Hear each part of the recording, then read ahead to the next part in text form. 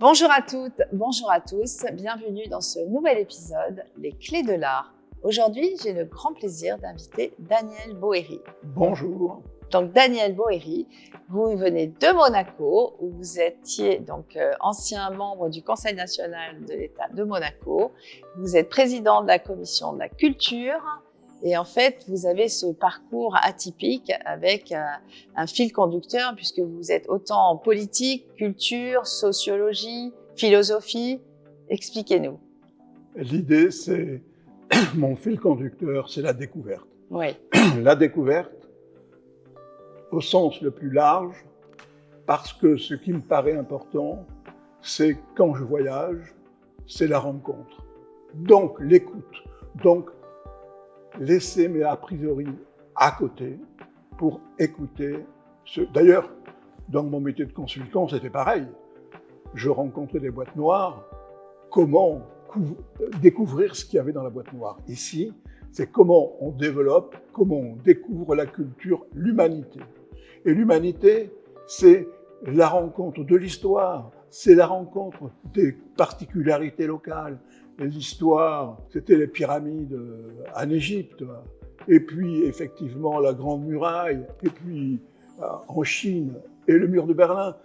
Tout ça a un fil conducteur, l'écoute, l'observation, le regard, et tirer des enseignements de tout ça.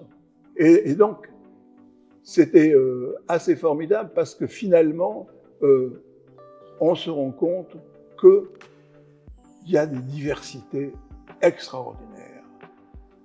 Se perdre à Shanghai, mais c'est extraordinaire. C'est à la fois un défaut et une qualité parce qu'on découvre les gens tels qu'ils sont. À Shanghai, avec mon plan que je lisais à l'envers, tous les gens ont voulu m'accompagner sur le droit chemin. Sauf, évidemment, au moment du restaurant, parce qu'ils regardaient derrière les vitres ce que j'allais commander, parce que c'était pas des dessins, c'était que des hiéroglyphes. Mais après, on me mettait dans le droit chemin. À contrepartie, à contrario, en Inde, si je me perds en Inde, il faut faire attention, parce que là, les gens n'osent pas dire qu'ils ne savent pas, et ils peuvent vous envoyer n'importe où. Donc, c'est la rencontre. Pour moi, c'est vraiment les grandes idées de la culture, c'est les voyages, les gens, le patrimoine, tout, évidemment les acteurs. Ce serait, oui, pour votre définition, l'art, en fait, passe obligatoirement par tous ces paramètres. Exactement, parce qu'effectivement, il y a les artistes, il y a ceux qui créent, les créateurs. Oui. Mais en même temps, si on les regarde avec des a priori, on n'apprend rien. Ils apportent quelque chose, il y a des professionnels qui peuvent écouter, mais il y a aussi les amateurs. Tout le monde est là face à une œuvre et se pose des questions. Et là, il faut donner l'opportunité de comprendre qu'est-ce qui a été créé. Et ça, c'est important et je crois qu'on ne le fait pas suffisamment. Alors évidemment, chacun va avec son a priori sur la rencontre d'une exposition, sur la rencontre d'un événement, alors qu'il peut y avoir dedans, derrière, des idées formidables. Et en plus, ça attire du monde. Ça attire du monde et ça, c'est important pour la culture. Ça devient un élément de l'attractivité. C'est formidable. Ça, c'est ce que j'ai repris le monde avec ce que j'ai vécu à Monaco, où on a pu créer la Nuit Blanche. Ensuite, ça a donné la Nuit de la Danse. Après, ça a donné plein d'événements supplémentaires au-delà de ce que peuvent présenter les musées nationaux, évidemment. Et avec autant de voyages, justement, vous avez pu ouvrir sur ce monde fascinant qu'est l'art et ramener cela à Monaco. La foire internationale de Tokyo, oui. La foire d'art internationale de Tokyo, j'allais presque dire que c'est une catastrophe. Et la foire d'art de Pékin, tout se passe bien, j'arrive et tout le monde est à ma disposition pour installer le stand, pour montrer les artistes, etc. À Tokyo, c'était débrouillez-vous. Et heureusement que j'avais trouvé un autre galeriste qui m'avait aidé, parce que dans un pays qu'on ne connaît pas, il faut encore tout découvrir. Absolument. Et là encore, ça me plaît beaucoup, même si des fois, on n'est pas content, quoi. Oui, mais vous avez ce parcours quand même atypique, justement, où vous avez pu parfois peut-être choquer et avoir, même quand vous aviez cette galerie aussi à Monaco, l'entrepôt, avec une sélection d'artistes oui, particulière. Avec le directeur artistique de temps en temps, mais surtout, pour moi, les artistes doivent avoir l'occasion de présenter leur création. Et ce que j'ai trouvé que l'entrepôt, c'était une opportunité pour qu'ils aient l'opportunité de effectivement présenter leur création. Et ça m'a toujours paru important et tout le temps. Et ça, c'est ça que j'ai aimé dans l'entrepôt, c'est il y avait des artistes, il y avait du public, et chacun allait apporter son grain, parce que on découvre si on reste avec ses propres points de vue, on aime, on n'aime pas, ou on est professionnel, ou on est populaire, et c'est ça qui est important, c'est de faire, pour moi c'est ce que j'ai essayé, c'est la rencontre. La rencontre et que ça puisse provoquer une émotion. Exactement, c'est ça. Et pour l'émotion, ça implique qu'on sorte de son propre point de vue. C'est-à-dire essayer de comprendre. Ça, c'était... oui, et sortir de sa zone de confort aussi. Voilà, sa zone de confort, vous avez trouvé le mot. Parce que, bon, alors, on aime. Alors, on voit bien là, moi j'ai eu la chance d'habiter à côté du centre Pompidou. Au moment où il n'y avait pas les codes barres, etc., etc.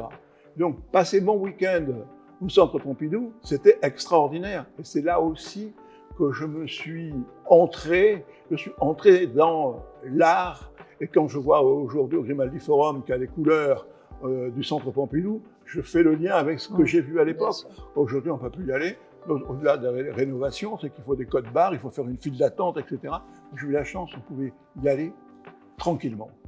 Et ça, c'était fabuleux. Et j'ai appris, parce que, évidemment, ça ne vient pas comme ça, quoi. Absolument. Mais ne pensez-vous pas que l'art est partout, de toute façon, dans la rue? Il suffit d'avoir ce regard, cette curiosité que vous avez depuis toujours. Vous avez totalement raison. Oui.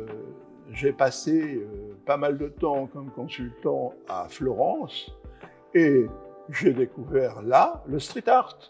Et ce street art qui est aujourd'hui, ces artistes qui sont aujourd'hui à New York, mais je les ai amenés à Tokyo et je les ai amenés à Pékin.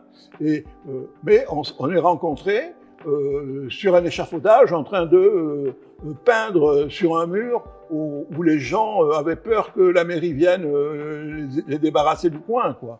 Et petit à petit, il y a une relation qui se crée et une émotion. C'est exactement ce que vous dites. Donc pour vous, quelles seraient les clés de l'art?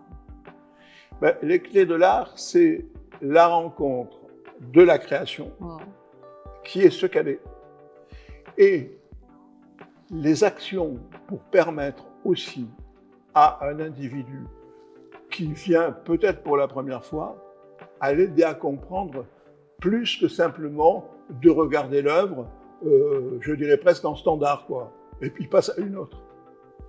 Et en même temps, je le rencontre, il y a de temps en temps, dans les musées, il y a des gens qui sont prévus pour expliquer les œuvres, mais ils nous font un catalogue des années.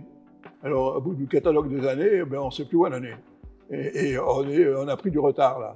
Et donc, là aussi, c'est la rencontre du créateur, de la manière dont on va faire comprendre son œuvre. S'il est là, il va la faire comprendre lui, mais s'il n'est pas là, et dans les musées, il n'est pas forcément là. Et comment les spectateurs, il y en a qui ne connaissent pas du tout, c'est leur ouvrir l'esprit, leur ouvrir et se dire, mais c'est un chemin nouveau, un chemin que je ne connaissais pas, c'est l'art. Et ça passe par le regard et cette volonté de vouloir comprendre. Ah, absolument. Et c'est comme ça que moi, je vous racontais l'épisode de Shanghai, et c'est comme ça que j'ai écrit mon livre sur la Chine, une stratégie 10-50, et qui est complètement à jour maintenant, puisque à cause de la politique, ils sont sur le devant de la scène. Et on a cette histoire extraordinaire. Ça n'a rien à voir avec l'art, mais quand même, c'est premier pollueur mondial et premier pour les énergies renouvelables, mondial aussi. Donc il y a des rencontres de deux chemins, parce qu'on ne passe pas de l'un à l'autre. Exactement. Et cette nouvelle technologie, ce métaverse et tout ce nouveau monde qui s'offre à nous. Donc, merci beaucoup pour ce regard que vous avez sur l'art. Et je vous souhaite un très, très beau parcours et plein de beaux voyages. Et surtout nous faire partager ces voyages. Merci bien. Merci et infiniment. À bientôt. Merci, Daniel. Merci à tous. Merci à vous, Daniel, pour avoir participé à cette émission. Et merci à tous de nous avoir suivis aujourd'hui. Donc, au plaisir de vous recevoir à nouveau pour un nouvel épisode, Les Clés de l'Art.